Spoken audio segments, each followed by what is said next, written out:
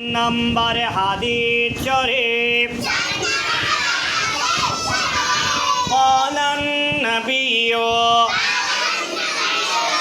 صلى الله عليه وسلم الطهور شطر الإيمان الطهور شطر الإيمان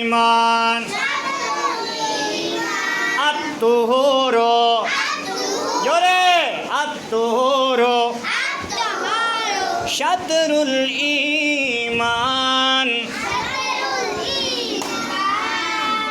4 নম্বর হাদিস শরীফের অর্থ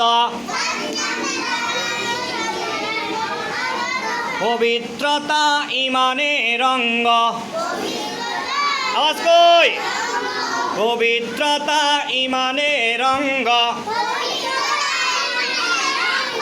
পবিত্রতা কিসের অঙ্গ?